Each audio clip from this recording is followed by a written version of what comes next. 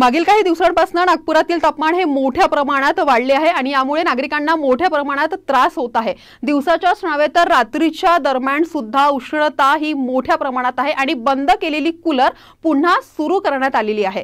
नेमकं याचं कारण काय आहे याबद्दलची शंका दूर करूया। दरवर्षी 21-22 मार्च तसेच 22-23 सप्टेंबर रोजी विश्व दिन साजरा केला जातो। यावेळी सूर्य विषुववृत्तावर असतो, मात्र उत्तर गोलार्धात 23 सप्टेंबर रोजी दिवस आणि रात्र समान नसतात।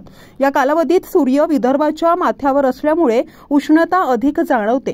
याच दरम्यान मान्सून परतण्याच्या मार्गावर असल्याने वातावरणात घामासारखा उकाडा अनुभवण्यास येतो। उन्हाळ्यासारखी उष्णता वाटली तरीही पावसाळ्यामुळे जमीन ओली असल्याने तापमान साधारणतः 40 अंशाच्या आसपास राहतं। मान्सून 10 ऑक्टोबर पर्यंत पूर्णपणे परत जातो, म्हणून या दिवसात ऑक्टोबर हीट देखील जाणवते। याबाबत आम्ही तज्ञांशी चर्चा केली। ऑक्टोबरमध्ये दक्षिण पश्चिम मान्सूनचे वारे कमकुवत होतात आणि हळूहळू माघार घेऊ लागतात। पावसाळा संपून हिवाळ्याला सुरुवात होण्याचा काळ असतो। हा बदल होत असताना जो संक्रमणाचा काळ असतो तो ऑक्टोबर महिन्यात येत असतो।